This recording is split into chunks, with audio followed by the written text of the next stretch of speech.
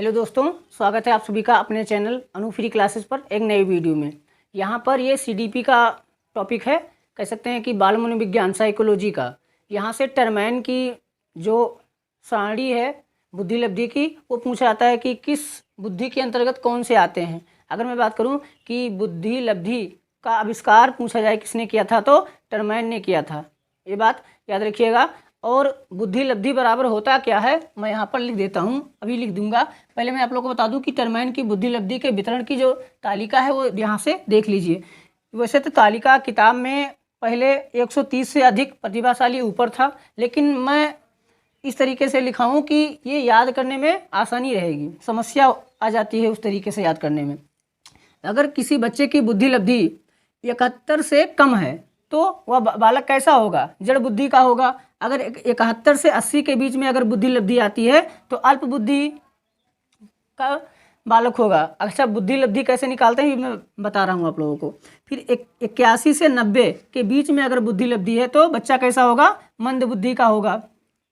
अगर 91 से 110 बुद्धि लब्धि है तो बच्चा कैसा होगा, सामान्य बुद्धि का होगा। ये काफ़ी बार पेपर में पूछा गया है। फिर मैं बात करूं 111 से लेकर 120 के बीच में अगर बुद्धि लब्धि है किसी बालक की, तो बालक कैसा होगा, तीव्र बुद्धि का होगा। अगर किसी बालक की बुद्धि लब्धि 121 से लेकर 130 के बीच है तो वह बालक प्रखर बुद्धि का होगा। और 130 से अगर अधिक है, 130 से बुद्धि लब्धि किसी बालक की अगर अधिक है तो बालक कैसा होगा, प्रतिभाशाली होगा, यानी कि कह सकते हैं कि बहुत ज़्यादा टैलेंटेड होगा, जानकार।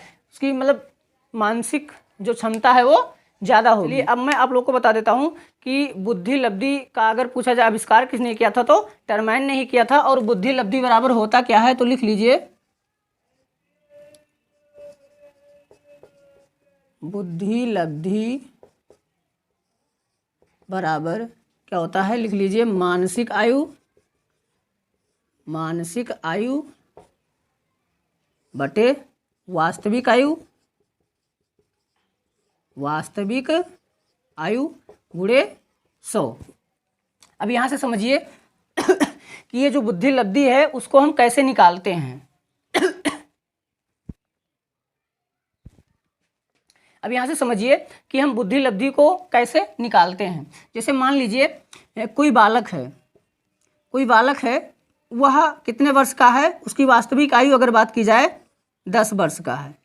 कितने वर्ष का है, 10 वर्ष का है वास्तविक आयु। अगर कोई 10 वर्ष का बालक की जो सोचने और पढ़ने लिखने और सवाल लगाने की जो क्षमता है वह किसके बराबर है, 20 वर्ष के बालकों के बराबर है, तो हम क्या करेंगे, यानी उसकी मानसिक आयु की बात की जाए कि मानसिक आयु उसकी कितनी है, तो 20 वर्ष के बालकों के बराबर है। तो हम बुद्धि लब्धि निकालेंगे तो 100 से क्या कर देंगे, गुणा कर देंगे। और फिर हम काटे तो क्या, 10 को एक बार गुना 20, 2 बार में कट गया, फिर बचा कितना, 2 एक कम 2, 00 कितना आ जाएगा, 200 आ जाएगा। यानी उसकी बालक की बुद्धि लब्धि कितनी आ जाएगी, 200 आ जाएगी। और याद रखिए कि 130 से अगर बुद्धि लब्धि किसी की अधिक है तो बालक कैसा होगा, तो प्रतिभाशाली बालक होगा, याद रखिएगा। तो इस तरीके से हम बुद्धि लब्धि निकालते हैं बालकों की, कि बालक कैसा प्रोग्रेस कर रहा है, उसका मानसिक आयु कैसा है, वह कैसा सवाल लगाता है, इस तरीके से हम निकालते हैं। अगर बात की जाए कि टर्मैन ने यह जो तालिका है, इस तालिका को कब प्रस्तुत किया था, तो याद रखिएगा टर्मैन ने 1916 के स्टैनफोर्ड विनय परीक्षण के साथ इस तालिका को प्रस्तुत किया था। तरीके से वीडियो पाने के लिए, देखने के लिए कृपया वीडियो को लाइक और चैनल को सब्सक्राइब जरूर करें। फिर मिलेंगे अगली वीडियो में। Thanks for watching.